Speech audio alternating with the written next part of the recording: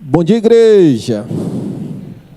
Glória a Deus! Mais um dia de louvor e adoração ao Senhor. Vou replicar algo que a pastora Camila fez na quarta-feira, e eu acho que a Ana já fez no início, mas quando a gente está num público um pouco diminuto, é bom a gente estar no calor humano. Se você está nessa lateral ou na outra lateral e puder ficar nesses dois grupos do meio, fica aqui com a gente, mais próximo, e aproveita e já sorri para o irmão que você vai sentar perto, já dá aquele sorriso, porque muitas vezes a igreja é grande, sem ter um espaço mais diminuto, você vai se isolando ali nos blocos e corre o risco de você sair sem dar um sorriso para o seu irmão. É misericórdia, irmão. Tem que dar. Você vir cultuar o Senhor e não dar um sorriso para o seu irmão, é algo que a gente tem que ter atenção. Saúdo também você que está no YouTube, que a presença do Senhor esteja com você em nome de Jesus e que você cultue, preste um culto ao Senhor.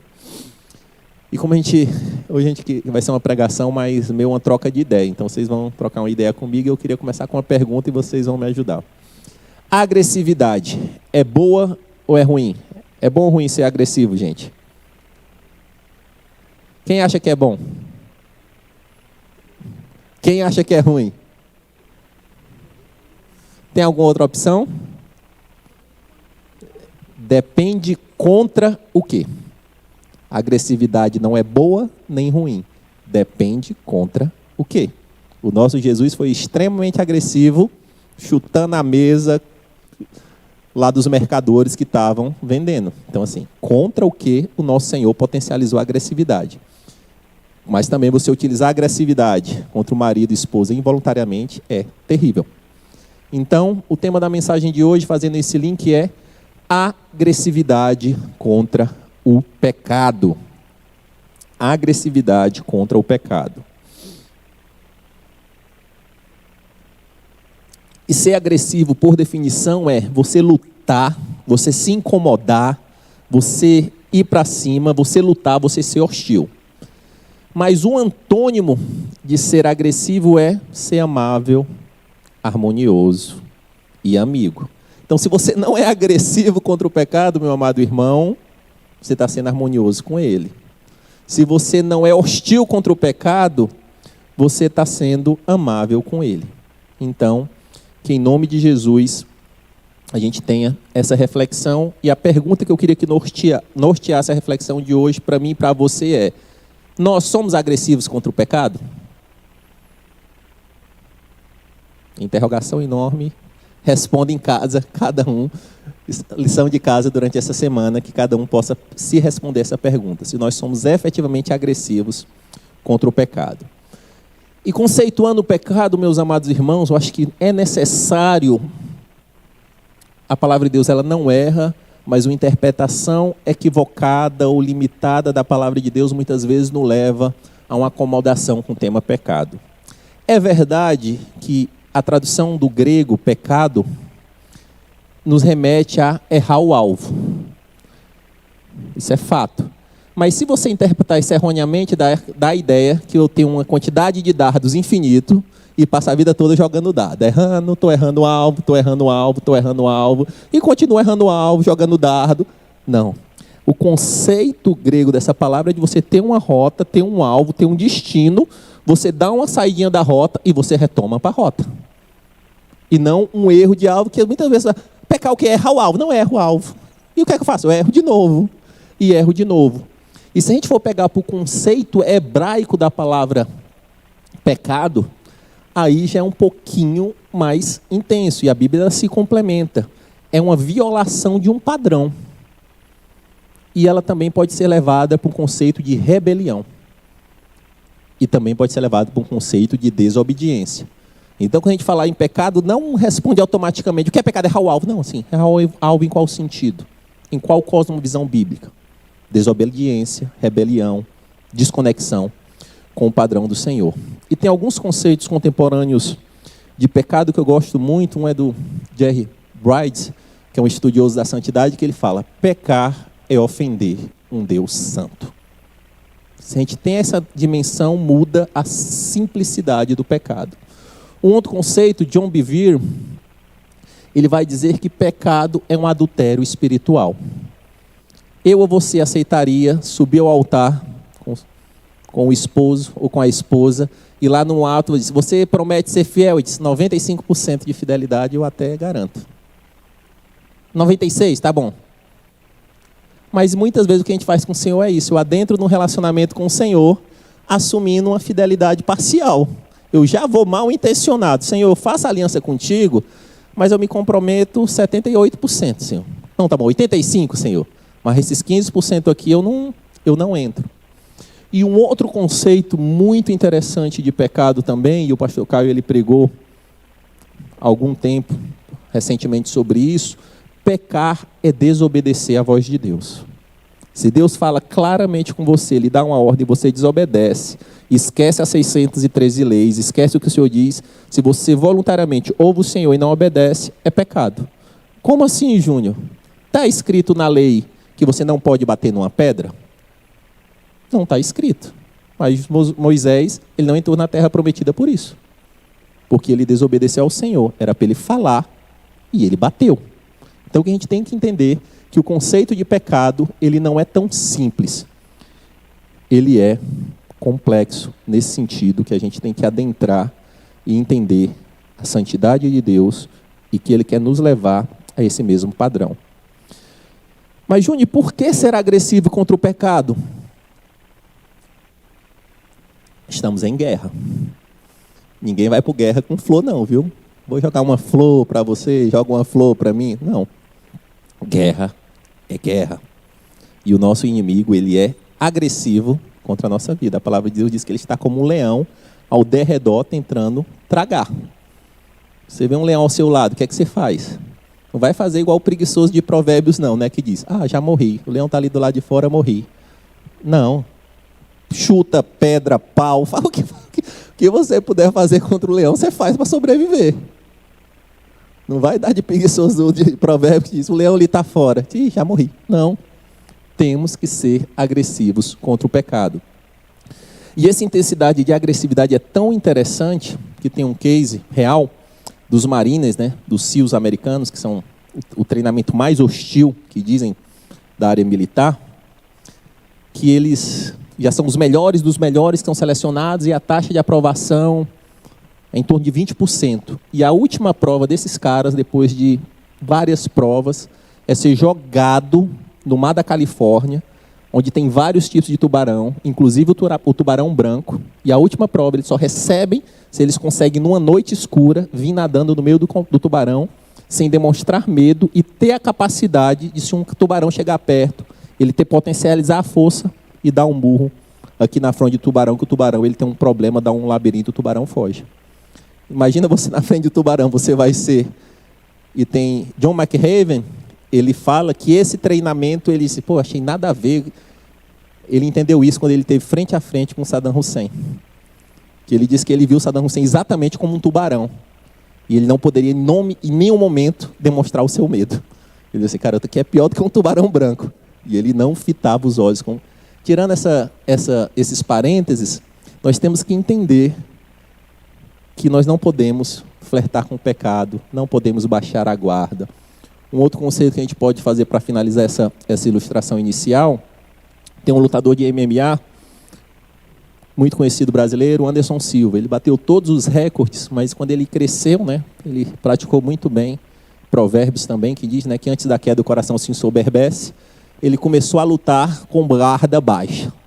O princípio da luta é você lutar com guarda alta para se proteger se vier, para que o golpe pegue no seu braço, pegue no seu cotovelo e não entre.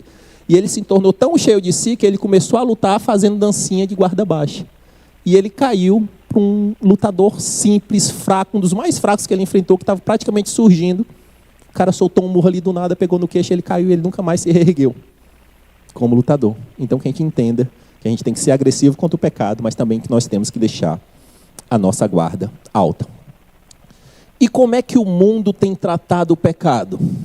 Nada a ver. Isso é só na época de Moisés. Vamos relativizar. Não é bem assim. Nada a ver, pai. Nada a ver, vô. Que é isso, vô? Vó, não. Pecado é pecado e ponto. Está escrito. Mas o mundo ele vai querer colocar, depende do ponto de vista. E se nós não ancorarmos a nossa reflexão sobre pecado na base bíblica, se torna um debate de doido. Se torna um debate de doido, esquizofrênico. Você pegar 2 pessoas num hospício para conversar e pegar 2 pessoas para falar sobre pecado sem a base bíblica, é a mesma coisa. Porque vai dizer, não, para mim é, para você não é, depende, eu acho, não é assim.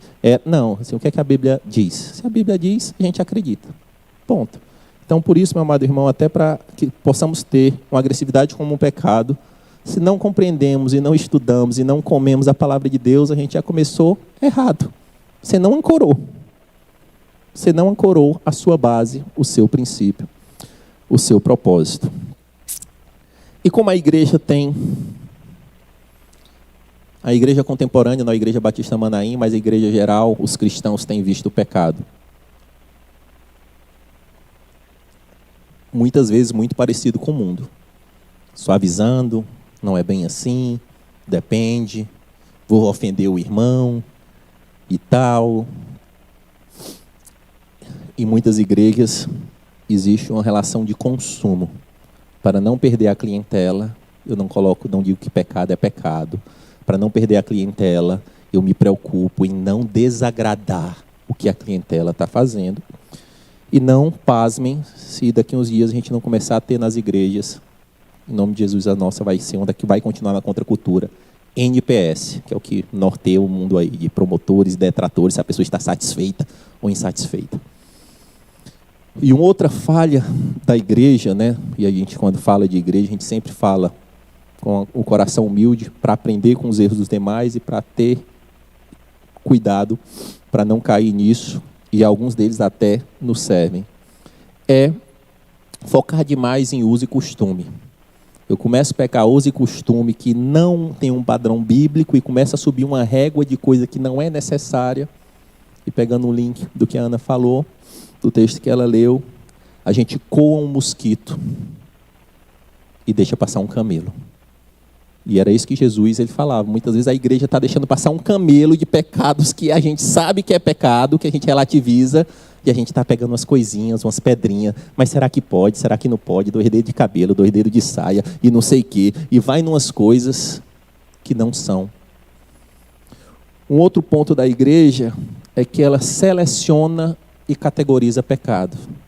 Como se pecados fossem mais interessantes. O pecado que a minha cultura vence facilmente é tranquilo, mas aqui eu não venço, eu nem falo disso. E um exemplo clássico, meus irmãos, e a gente tem que, enquanto igreja contemporânea, refletir, é que Deus ele combate diametralmente a porneia. E dentro da porneia são os pecados relacionados à questão sexual, e neles estão englobados o homossexualismo, a fornicação e o adultério. Mas a gente é cheio de misericórdia para tratar o adúltero durante 30 anos na igreja. O cara cai e volta e vai, 3º caso, 4º caso e tal, e a gente entende. Mas muitas vezes se chega um homossexual perto da gente, diz miserável dos infernos. Você não tem. E muitas vezes quando a igreja ela categoriza pecado, ela começa a fazer algo que não é bíblico. Porque quando Deus fala, até em Coríntios dos textos, ele coloca um mentiroso, coloca um balaio de pecados, inclusive homossexual no mesmo balaio. E a gente tem que ter cuidado para não estar suavizando, para não perder o foco com os costumes e para depois não selecionar categorias de pecados, colocando eles como piores do que outros. E um outro pecado da igreja, esse é o mais drástico, é viver harmoniosamente. Eu perco a agressividade, eu baixo a guarda e me caminho como um cristão fazendo exatamente o que o mundo faz. Mentirinha já não mais me ofende, dar uma graninha para o policial já não me ofende, e eu vou começando a abrir padrões, posto de renda, pede um recibo falso lá do médico, não sei o quê, e você vai adentrando e o pecado ele passa a não ofender mais. Só que para mim andar nisso, no mundo eu já me torno um cristão 007, porque eu não consigo afirmar que sou um cristão com tanto esse proceder. Se está a roda lá de piadas pejorativas, eu estou no meio. Aí você começa a abrir tantas concessões que você vai dizer assim, cara, e que a gente possa refletir nessa manhã se nós somos ou não agressivos contra o pecado. E o nosso Deus, ele era agressivo contra o pecado? Vamos tentar falar meditar um pouquinho no Antigo Testamento. O nosso Deus é santo e ele não passou pano para ninguém. Não passou pano para Adão e Eva, tirando eles do Éden. Não passou pano para Moisés quando ele desobedeceu, que bateu a pedra. Não passou pano para Sansão, quando ele quebrou o voto de Nazireu. Não passou pano com Davi, que cobrou o filho do adultério. Ele não passou pano. Não passou pano como Sodoma e Gomorra, ele sabendo já o que acontecia, ele ainda até cheio de misericórdia brincou com Abraão. Disse, não, vamos descendo, se achar lá uns 10 eu ainda... Mas eu sei que nem isso tem. Ele não passou pano com a geração de Noé. Deus, ele é agressivo.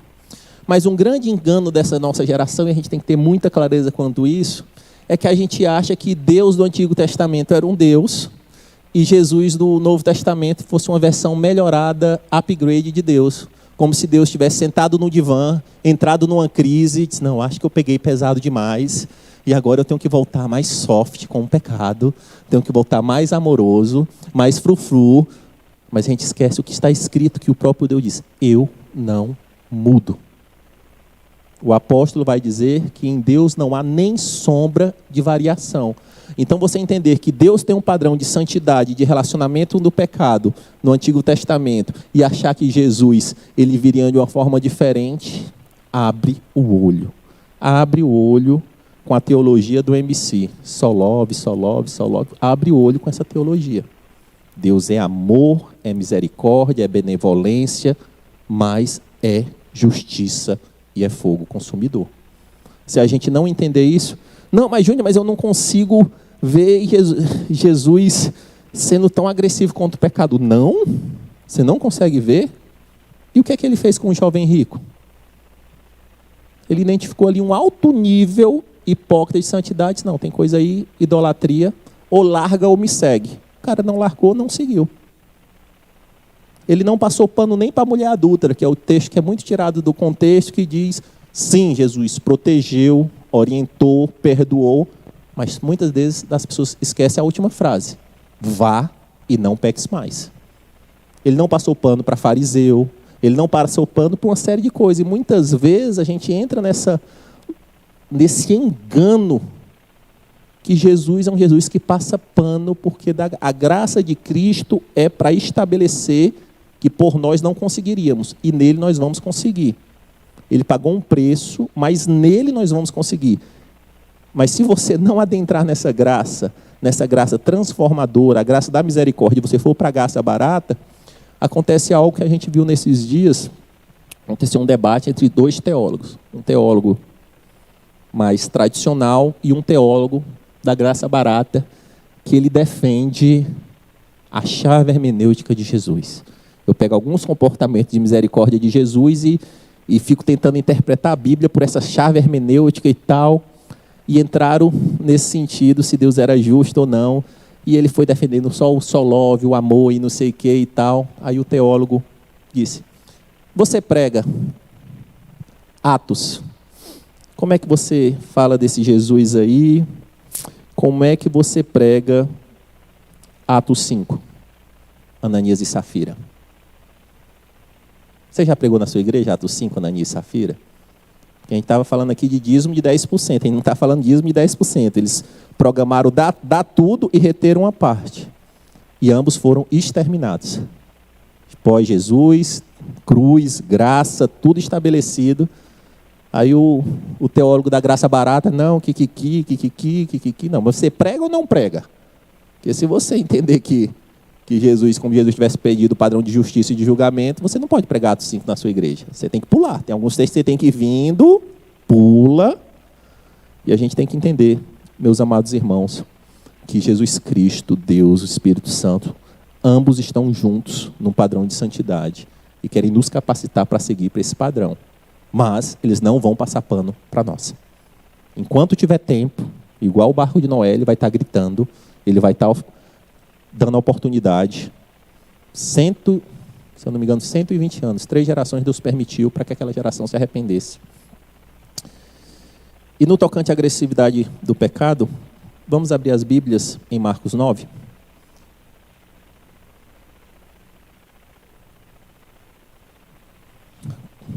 O trechinho final de 42 ao 50. Antes de ler, eu queria dar um contexto aqui para nós. Jesus ele fez muitas coisas no período de 32 anos aproximados que ele ficou aqui na Terra, mas se a gente pudesse sintetizar, simplificar a missão de Jesus, ele teve duas grandes missões enquanto homem na Terra. Salvar a humanidade, isso é inquestionável, e formar discípulos, para que esses discípulos propagassem essa verdade. Essas duas grandes missões. E se a gente entendesse que esse discipulado de Jesus, trazendo aqui para um conceito de universidade, fosse o curso do discipulado de Jesus, ou esse curso de Jesus poderia ter o título, o preço de discipulado do mestre, escolha o qual quiser. E dentro desse discípulo, existem algumas matérias, e Jesus ele foi se aprofundando nessas matérias com seus discípulos. Amor, sim. Misericórdia, sim. Negar a si mesmo, sim. Então o ensino de Jesus ele permeava algumas matérias, inclusive agressividade com o pecado. Então Jesus, dentro do seu ensino, ele pregava e ensinava também ser agressivo contra o pecado, e é o trecho que nós vamos ler em Marcos 9. E antes, é interessante, né, que antes no Marcos 8, ele continua esse ensino dizendo que é necessário a você negar a si mesmo, a tomar a sua cruz, o maior ser o menor. Então assim, Jesus ele ratificava esse conceito de negar a si mesmo. Vamos ler Marcos 9, 42 ao 50. Se alguém fizer tropeçar um desses pequeninos que crê em mim, seria melhor que fosse lançado no mar com uma grande pedra amarrada no pescoço. Se a sua mão o fizer tropeçar, corte-a. É melhor entrar na vida mutilado do que tendo as duas mãos ir para o inferno, onde o fogo apaga, onde o fogo nunca se apaga, onde o seu verme não morre e o fogo não se apaga. E se o seu pé o fizer tropeçar, corte-o. É melhor entrar na vida aleijado do que tendo dois pés ser lançado no inferno, onde o seu verme não morre e o fogo não se apaga. E se o seu olho o fizer tropeçar, arranque-o. É melhor entrar no céu, no reino de Deus, com um olho só, que tendo dois olhos ser lançado no inferno, onde o seu verme não morre e o fogo não se apaga. Cada um será salgado com o fogo. O sal é bom, mas se deixar de ser salgado, como restaurar o seu sabor? Tenham sal em vocês mesmos e vivam em paz uns com os outros. Glória a Deus. Nós vamos adentrar nesse ensino de Jesus a crente, a discípulo, onde ele queria dar uma lição de agressividade contra o pecado. Eu extraí aqui 7 lições desse trecho de Marcos 9 para a gente se debruçar um pouquinho. A primeira lição é: não faça o seu irmão pecar. Marcos 9, 42. Se alguém fizer tropeçar um desses pequenos que creem em mim, seria melhor que fosse lançado no mar com uma grande pedra amarrada no pescoço. Então Jesus já começa o seu ensino batendo forte. Antes de olhar para você, eu quero que você entenda que você está dentro de um contexto e que a sua fé, o seu proceder, o seu comportamento afeta os demais. E se você levar um desses pequeninos, e essa palavra pequenina a gente não está relacionada à criança, a palavra relacionada à criança que ele usou no mesmo, mas deixa vir as mil pequeninos é outra palavra. Pequeninos é um novo, é alguém que está caminhando com ele há pouco tempo, é como se fosse uma ovelha nova. Se um desses pequeninos, que crê em mim, você faz ele pecar, é melhor amarrar uma pedra no pescoço e seja lançado no mar. Só que o interessante é que essa pedra que ele usa aqui no texto não é uma pedra que a gente vai definir o peso, 5, 10 quilos não. Existia uma pedra na comunidade judaica que era a pedra de moer grãos, onde um boi, um jumento, um cavalo, ele ficava rodando com essa pedra e essa pedra moía os grãos.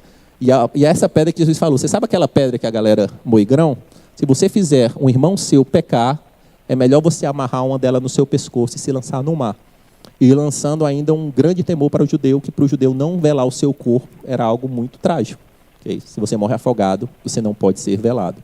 Então Jesus ele já começa nos dando um alerta que a gente tem que ter cuidado para não levar alguém ao pecar.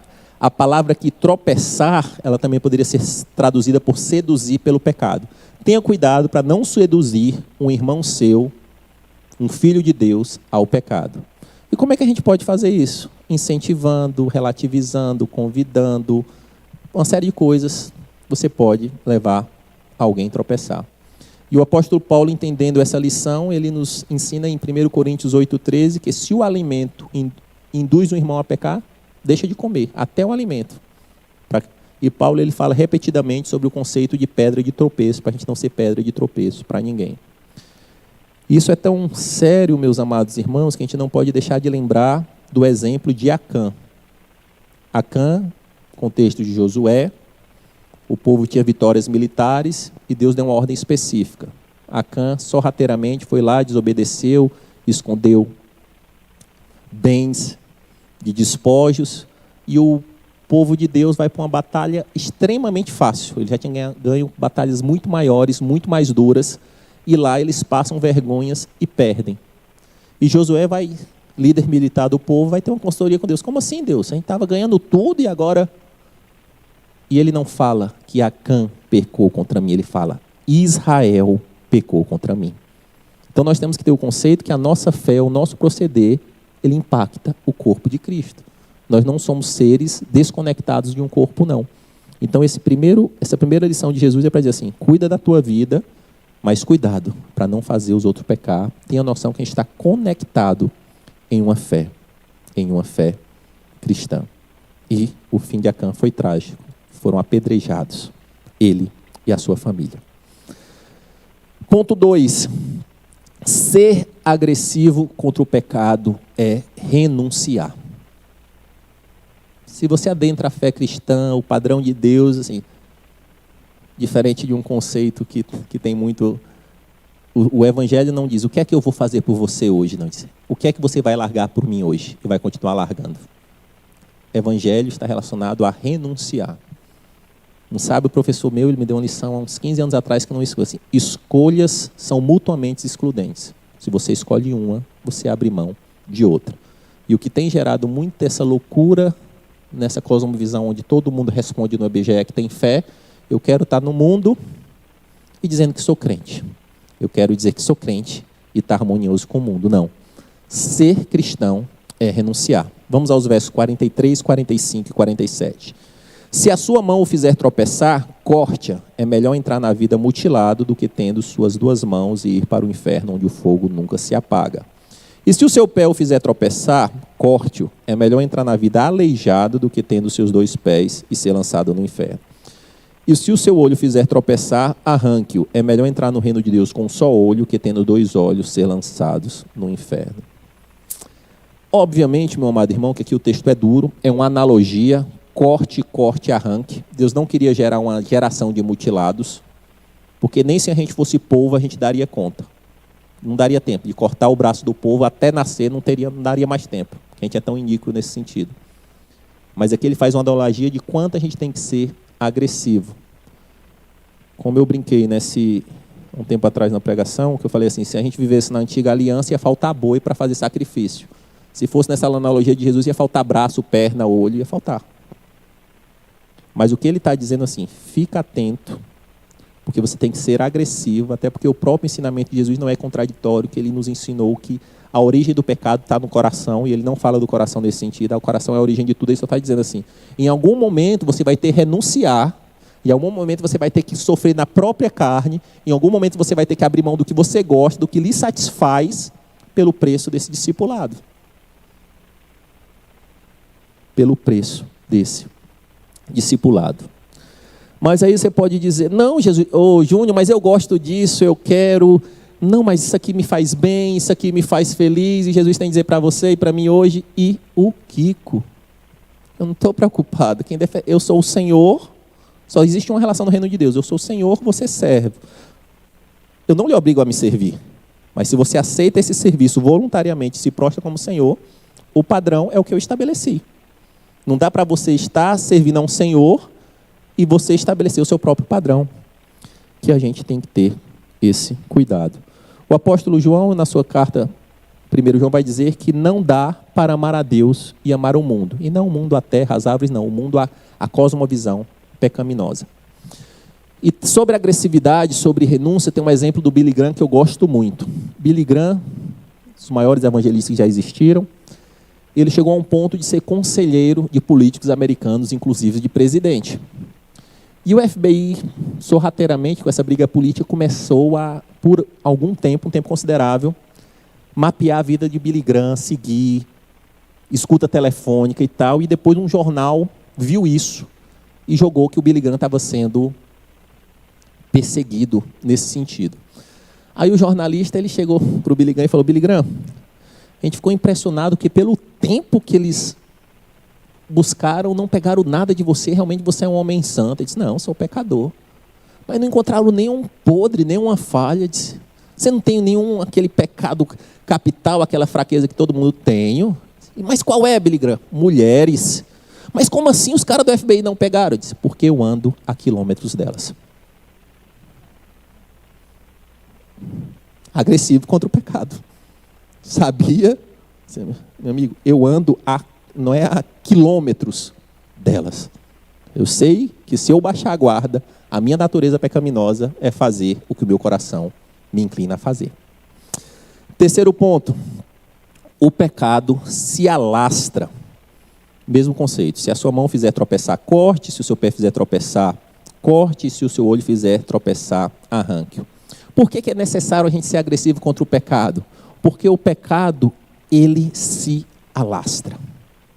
Algo que começa pequeno, ninguém começa assaltando o Banco Central de Fortaleza, numa grande mega quadrilha, não. Ele começa muitas vezes com roubo de carteira. E tudo isso vai. O pequeno pecado, ele vai crescendo, vai se multiplicando. E é o que a gente vai entender em Levítico 14. Existia uma lei específica para tratar lepra e para tratar mofo. E qual é a grande preocupação? Não se alastrar. Quando você separa o leproso, e era uma das funções do sacerdote, do sumo sacerdote, ser um perito em lepra, porque ele não queria colocar ninguém para fora do acampamento injustamente. Ele tinha que raspar, mandava voltar, ver como é que estava, ver a profundidade. Mas se ele identificava que era lepra, ele disse: eu tenho que separar do povo, porque isso aqui vai se alastrar e vai ser um dano imenso. Da mesma forma, com o mofo. Ele ia numa casa, se ele via essa casa estava emborolada, estava com bolor de mofo, não sei o que, ele quebrava e chegava apenas, trocava os tijolos. Ele voltava depois de certo ponto, e se o tijolo novo não pegou, não é mofo crônico. Mas se até o tijolo novo pegasse o mofo, ele tinha que demolir a casa. Então, nós temos que entender que nós temos que ser agressivos contra o pecado, porque é algo que começa pequenininho, se a gente não cuidar, ela se alastra e consome, como aqui ele está dizendo. Corta a tua mão, no sentido aqui, corta o teu pé, ou arranca o teu olho, porque se você não fizer isso, vai consumir o teu corpo inteiro. E dentro desse conceito, meu amado irmão, tem um exemplo que, e a gente pode até, é o que os médicos contemporâneos fazem com a diabetes, né? Por que ele abre mão lá de uma ponta que está necrosando? É para tentar não perder algo maior. Então, se a gente não entender que o pecado se alastra, é muito complicado. Muito, muito complicado. É o mesmo conceito da erosão, né? A água vai batendo, ou o vento vai batendo, você não vê. É quando você espera, tem um buraco enorme feito.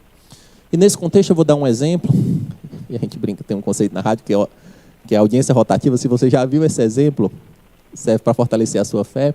Mas se você é novo, porque esse exemplo ele é tão simples, mas tão marcante na minha vida que com certeza você vai ouvir por muito tempo. É um caos. Vamos lá, gente. É o seguinte.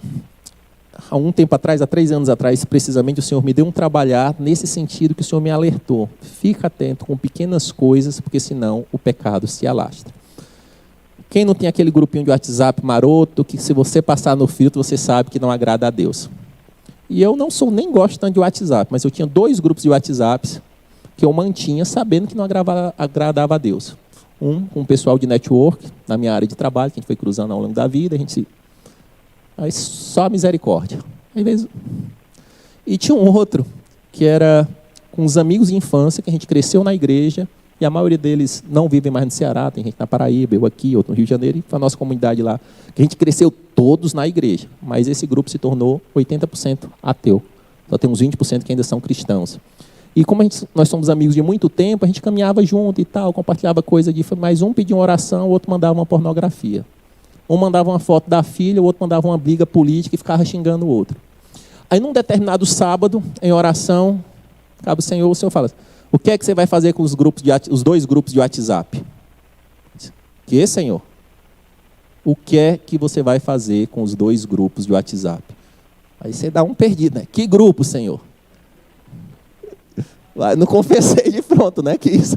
Vê se ele disse. Ele não disse quais são os grupos. O que é que você vai fazer com os 2 grupos de WhatsApp? Aí eu já disse, ele já sabe quais são, ele não tem, já sabe tudo.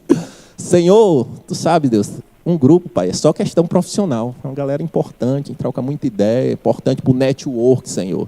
Aí eu sei, o que é que você vai fazer com os 2 grupos de WhatsApp? Continua. E uma galera, assim, uma galera da infância, assim, eu sei que tem uma coisa lá que eu sei que não te agrada, mas eu gosto de ver se um teve um filho e tal, trocar uma ideia, que ainda tem uma galerinha lá que é crente, Senhor. Aí, Senhor, o que é que você vai fazer com o grupo de WhatsApp? Já estava quase gritando. Entendi, Senhor. Aí saí, peguei o celular, saí dos 2 grupos. Gente, estou saindo aqui, estou tendo um foco em algumas coisas, tendo que renunciar a outra, amo vocês, continuo orando por vocês, como efetivamente eu oro. Daqui o meu contato pessoal e pronto. Isso é um exemplo que ele é tão simples, gente.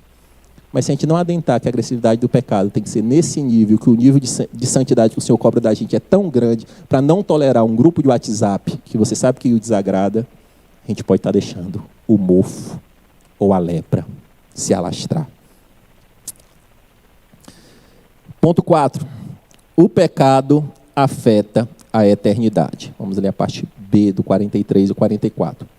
É melhor entrar na vida mutilado do que tendo as 2 mãos e ir para o inferno, onde o fogo nunca se apaga, onde o seu verme não morre e o fogo não se apaga.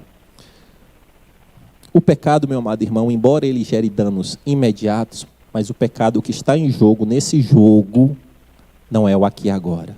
Não 70, 80, 90 anos que você vai viver aqui. A gente está jogando um jogo contra o pecado, uma guerra contra o pecado, mas o que está em jogo é a eternidade.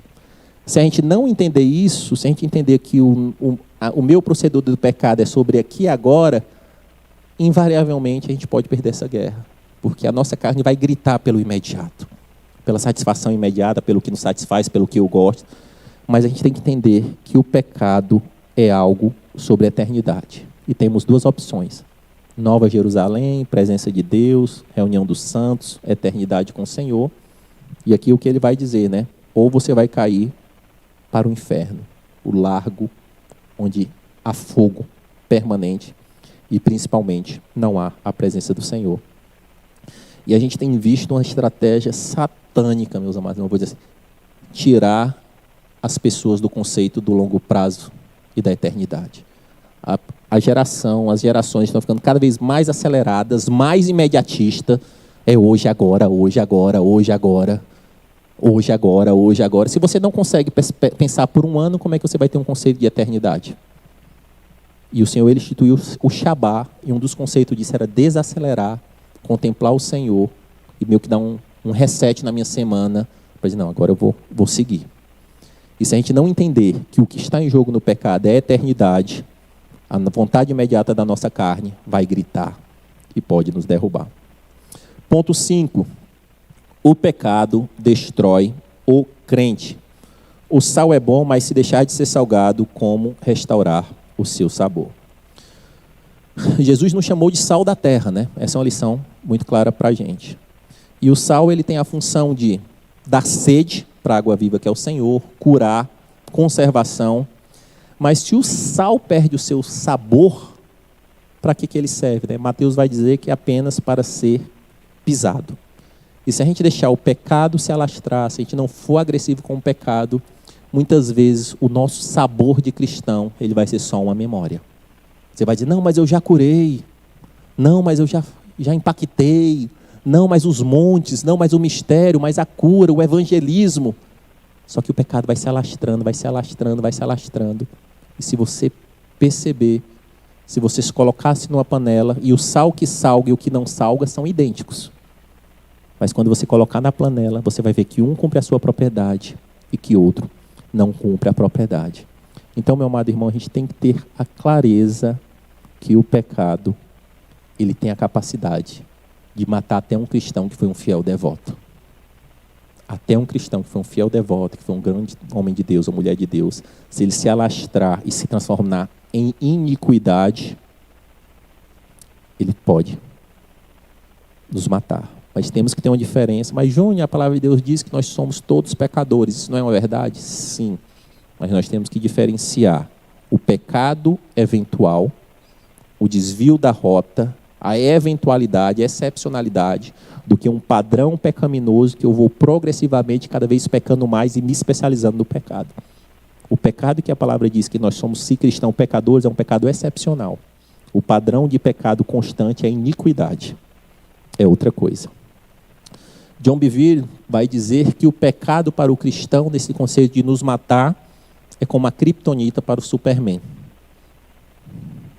Superman, imponente, o maior dos super-heróis que a gente conhece, mas se uma pedra de criptonita está do lado dele, ele vai morrendo, vai desfiando. E ele escreveu um livro sobre isso, que se chama Criptonita, para que entenda que o pecado está para o cristão, como a criptonita está para o Superman. Ponto 6. Ser agressivo é se arrepender.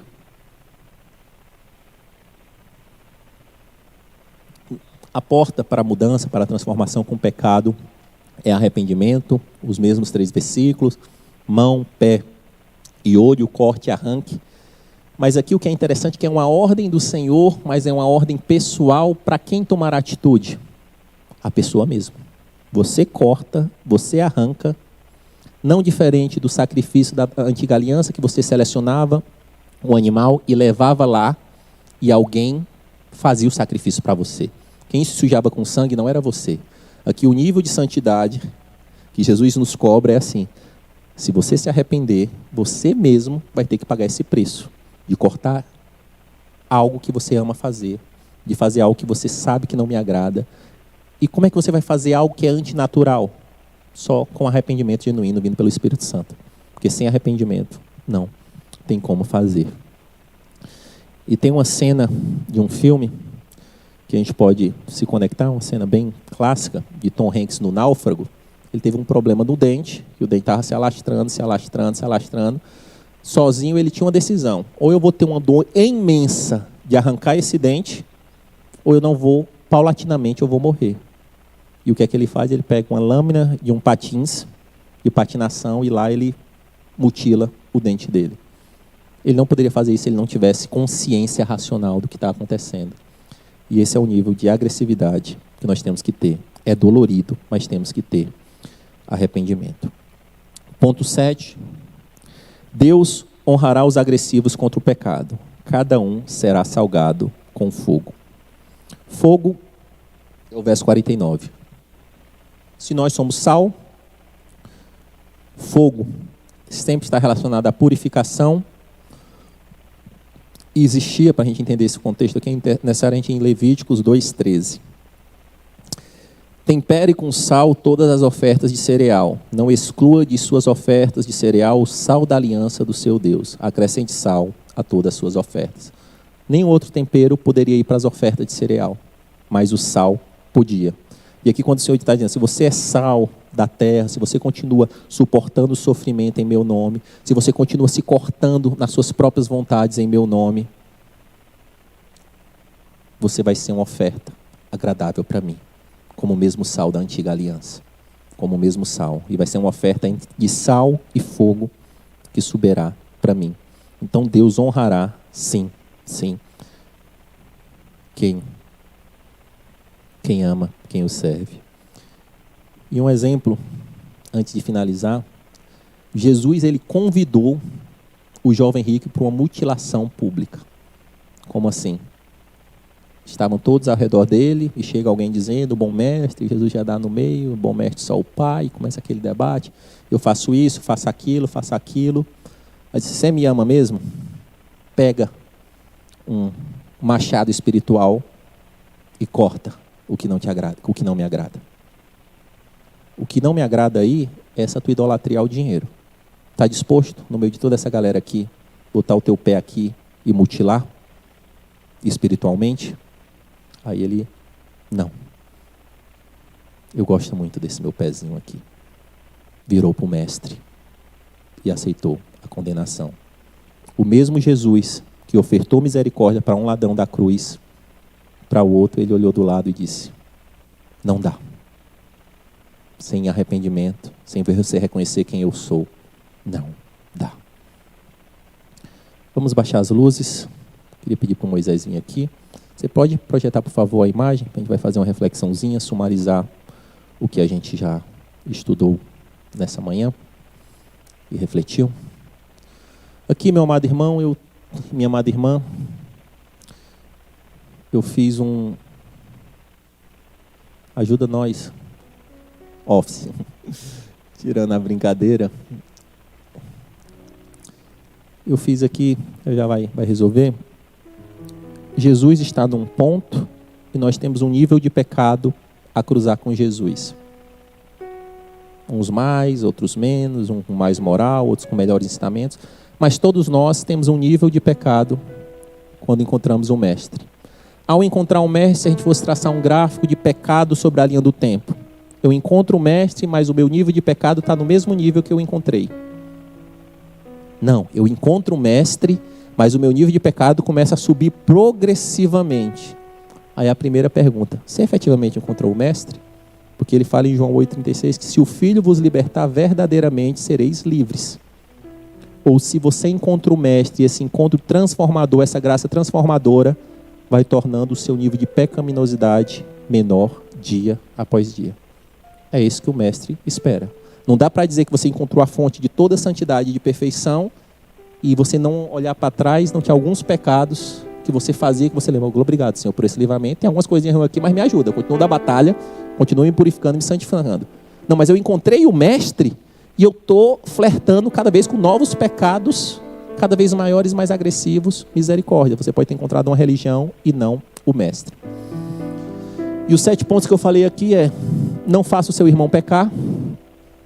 Esse é o primeiro ponto. Entenda que você tem uma fé comunitária. Precisamos ser agressivos contra o pecado, e pecar e ser agressivo é renunciar. Temos que entender que o pecado ele se alastra como uma lepra, como um mofo, e pode nos consumir. Temos que ter a clareza que o pecado destrói o crente, a um ponto dele perder as suas propriedades mais vitais, como um sal. Temos que ter a clareza que ser agressivo é se arrepender.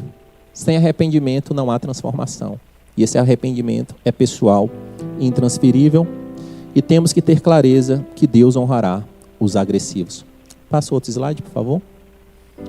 Tem um segundo.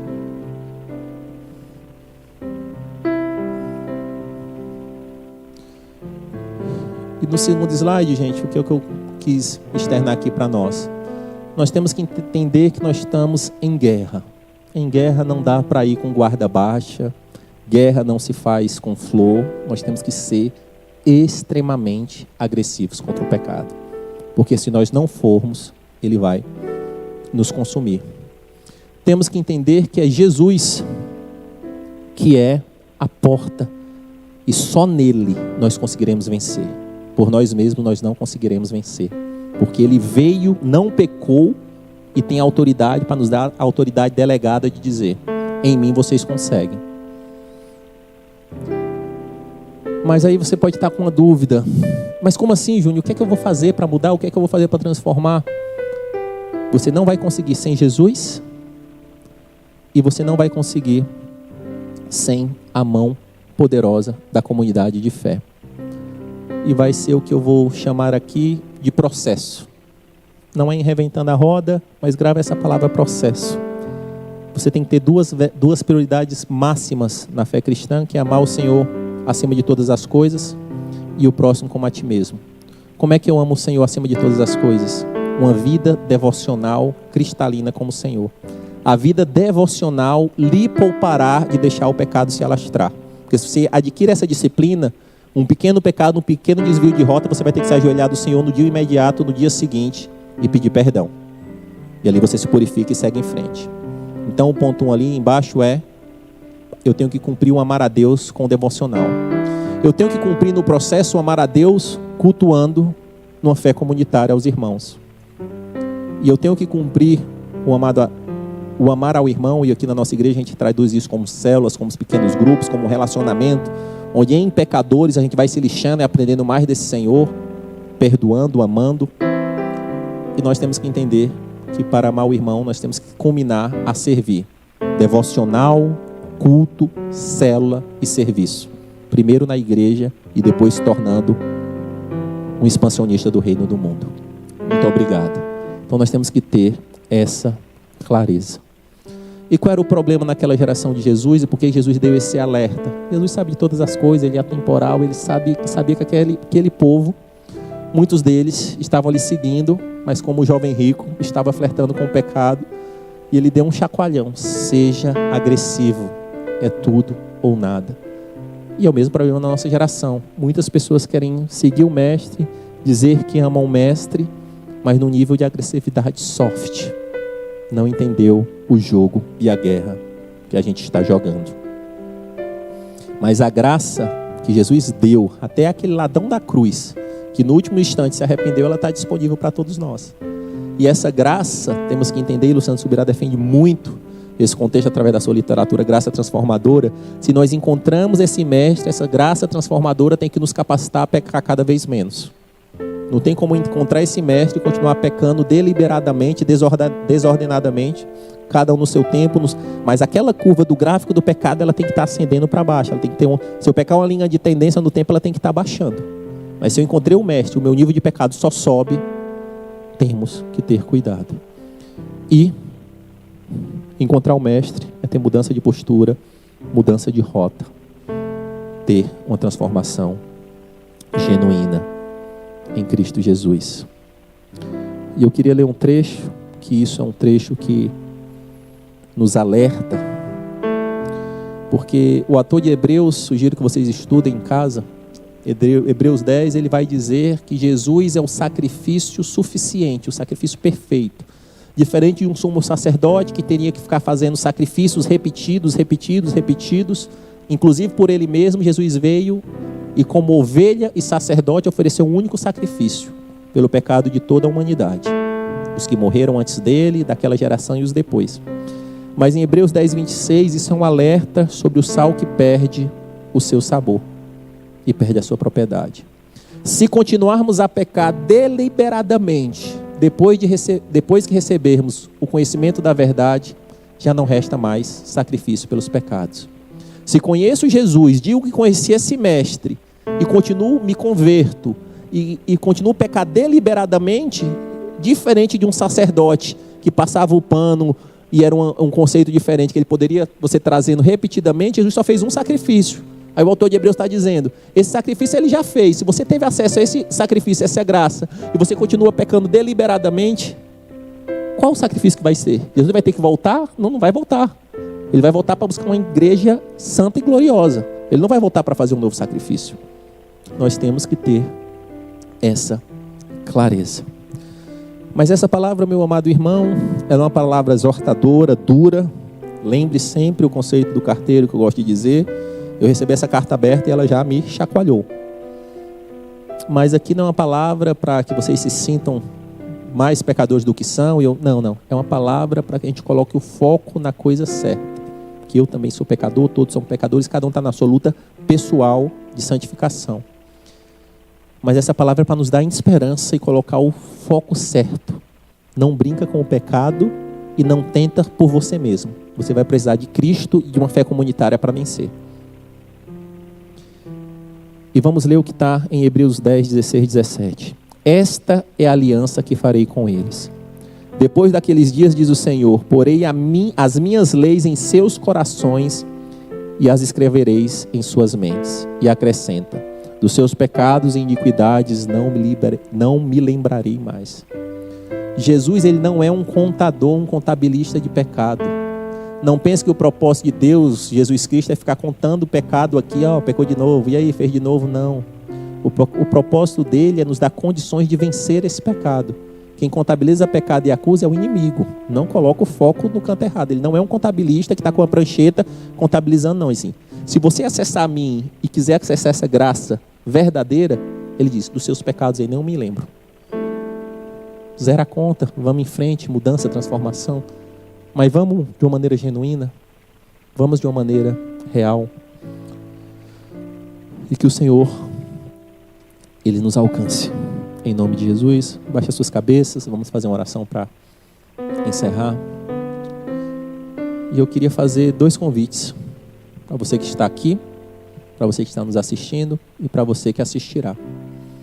O primeiro deles é que você foi confrontado com esse nível de santidade e de exigência do discipulado de Jesus Cristo, e ainda assim você disse: eu entendi que por mim mesmo eu não vou conseguir. Eu entendi que eu preciso entregar minha vida e se sujeitar à autoridade daquele que veio e não pecou, daquele que morreu e ao terceiro dia ressuscitou. Se tem alguém aqui, ou que está nos assistindo, ou que nos assistirá, e que quer entregar a sua vida a Jesus Cristo, Senhor do Universo, faça essa oração comigo. Se você está aqui, erga a sua mão. Se você está na transmissão do YouTube, deixe o seu nome e a sua cidade. Senhor Deus, reconheço que Tu és o Senhor do Universo, o Filho de Deus. Reconheço que sou um rebelde, um pecador, e nunca lhe confessei como Senhor e Salvador da minha vida. Te peço perdão por isso. Escreve o meu nome no livro da vida do Cordeiro e me ajuda, através da Tua graça, a vencer a mim mesmo, em nome de Jesus. E o segundo convite, esse é para crente, que essa mensagem de Jesus ela é mais cristocêntrica para cristãos que já caminham com Ele do que para novos cristãos. Não era uma mensagem evangelista, era uma mensagem de alinhamento de rota para a igreja dele, para os discípulos deles. Se você está aqui, está assistindo ou assistirá, e como cristão não se identificou que está sendo agressivo o suficiente contra o pecado, e quer fazer uma aliança como um sal da aliança com o Senhor, quer mudar, quer voltar a ter as suas propriedades restabelecidas, quer, no âmbito espiritual, pegar um machado e cortar o pé do pecado A, a mão do pecado B, arrancar o olho do pecado C, que o Espírito Santo está revelando para mim e para você. E se você quer fazer essa oração, faça com fé, mas com uma fé agressiva. Não brinca. Não brinca. Não brinca. Senhor, meu Deus e meu Pai, eis a Tua igreja, Teus filhos. Entendemos claramente o preço e quão agressivos nós temos que ser contra o pecado. Traz, Senhor Deus amado, em nome de Jesus, a clareza do que precisa ser transformado. Aquilo que está sorrateiramente escondido, como eram as especiarias, os tesouros de Acã. Traz, Senhor Deus amado, à tona. E que em nome de Jesus o Senhor nos dê, precisamos da Tua coragem, Senhor, nos dá coragem através de Ti para arrancar, para quebrar, para cortar o que precisa ser feito. Nos ajuda, Deus amado, a entrar num nível de uma agressividade, de um incômodo tal, Pai, contra o pecado, que no pequeno flerte, Senhor Deus amado, eu já sinto a necessidade de me prostrar de joelhos e pedir perdão. Me ajuda, Deus amado, a ter um entendimento espiritual que o pecado se alastra, Pai. Não deixa, Pai, não deixa que ele se alastre, Pai. Tem misericórdia de mim, Senhor. Tem misericórdia.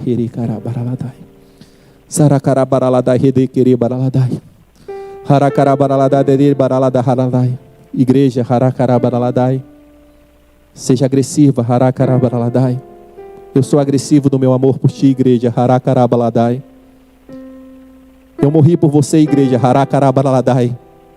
Eu paguei um alto preço. Eu não brinquei no meu amor. Não brinque no seu serviço. Seja agressivo, igreja. E receba a coroa da justiça. Com imenso amor eu te amei. Te atraí. Eu te amo, igreja. Resista, persista, ser forte, ser forte, eu lhe capacito, eu sou o Senhor, o pecado, está debaixo de mim, dos meus pés, nada me surpreende, nada me ofende, eu tenho controle de tudo, eu sou o Senhor do universo, eu sou o Senhor do céu, da terra, eu sou o Senhor do universo, o soberano,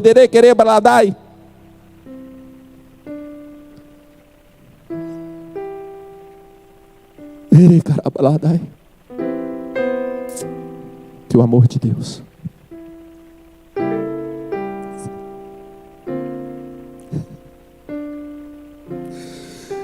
que a graça do soberano Senhor do universo, que a consolação, que a comunhão do Espírito Santo esteja com você, com a sua casa. Vão na paz. Deus abençoe.